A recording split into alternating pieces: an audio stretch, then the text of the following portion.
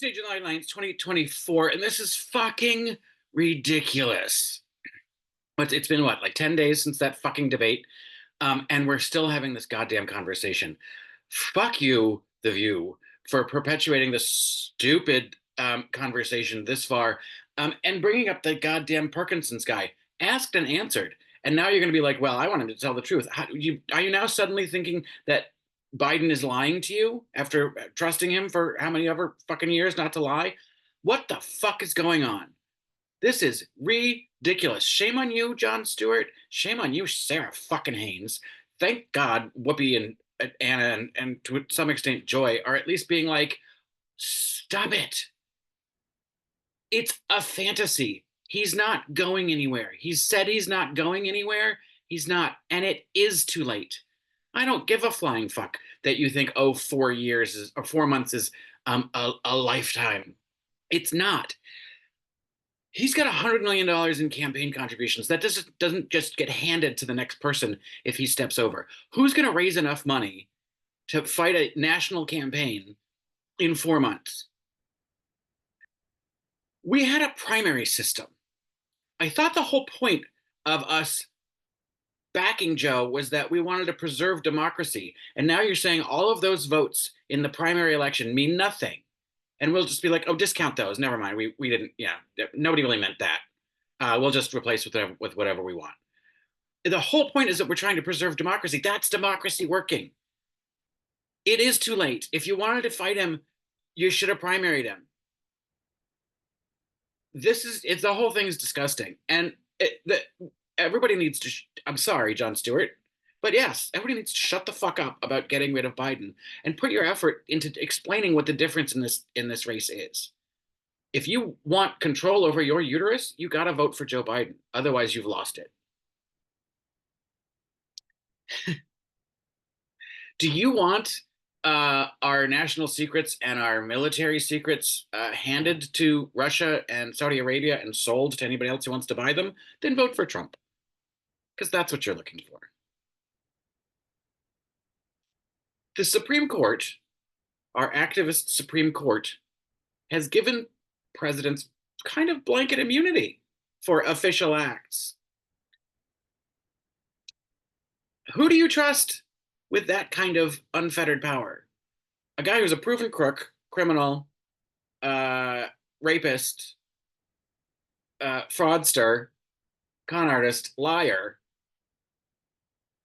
or the guy who's been doing the job clearly now has the power to be, to do whatever he wants and isn't trying to do anything illegal with it, isn't trying to circumvent the law. According to the Supreme Court, he could just throw Trump in jail right now.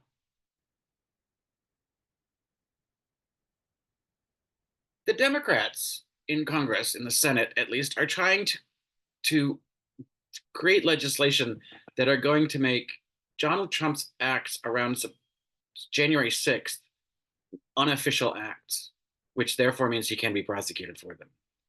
This kind of parsing this kind of bullshit out is not what our government needs to be doing.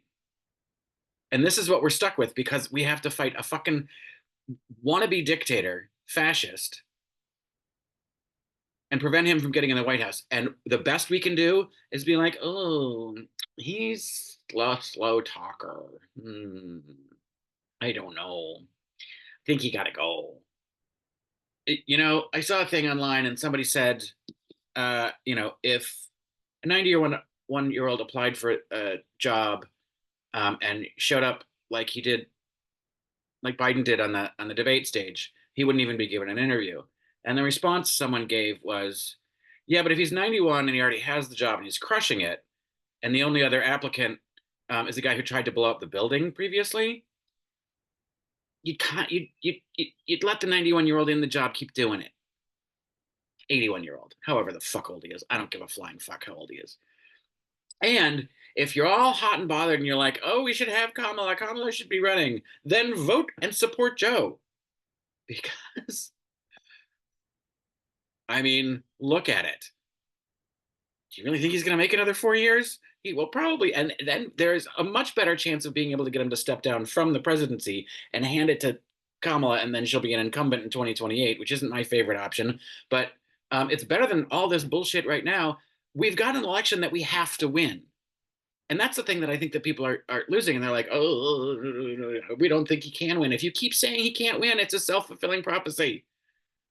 And it's not burying your head in the sand and saying we didn't see what we saw. Yes, we see it.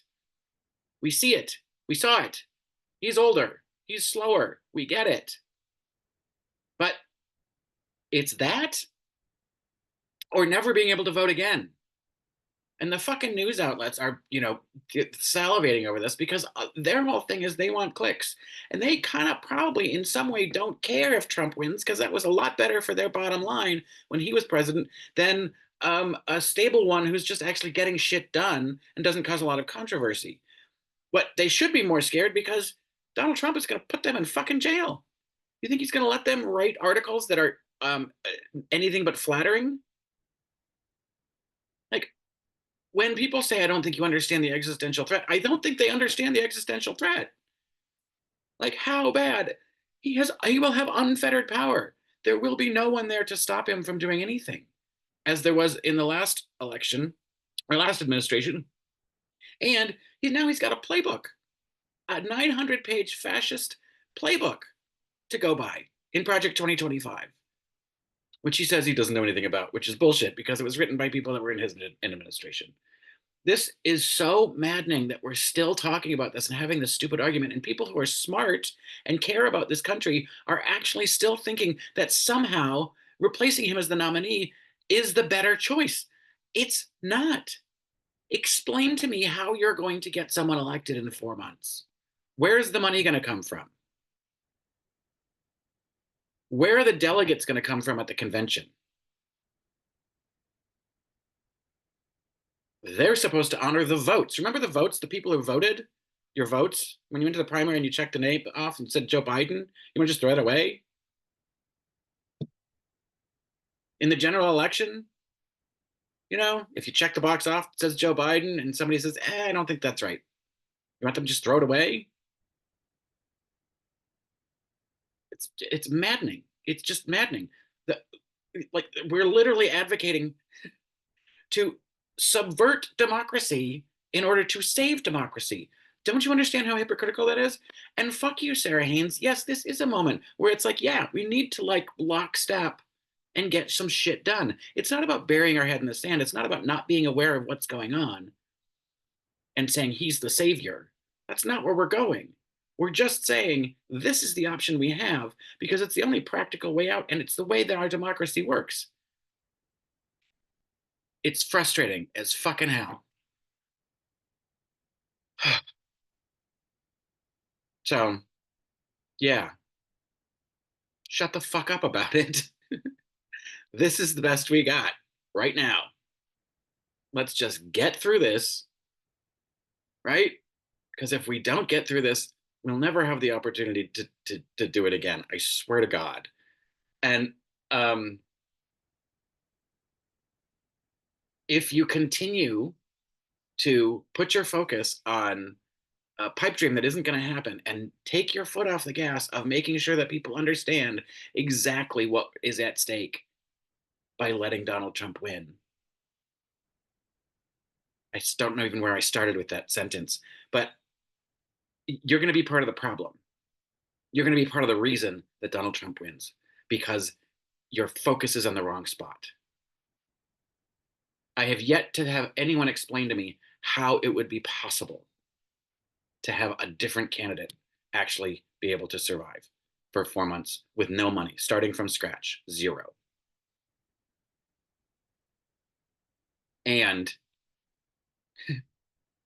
delegates to a convention that are expected to vote for the person you're trying to get rid of. I don't understand how that is preserving democracy when it's and I get it. People are like, the Democrats need to be bold. This isn't like you gotta pick a moment, kids, and this isn't it. The bold moment is after we get this thing won. We need to win this fucking election first. And then I will join the rallying cries for him to retire. But until then, he's the candidate. Shut the fuck up, get behind him, and make sure people understand how dangerous it is not to vote for Joe Biden. All right. Today's rant's over.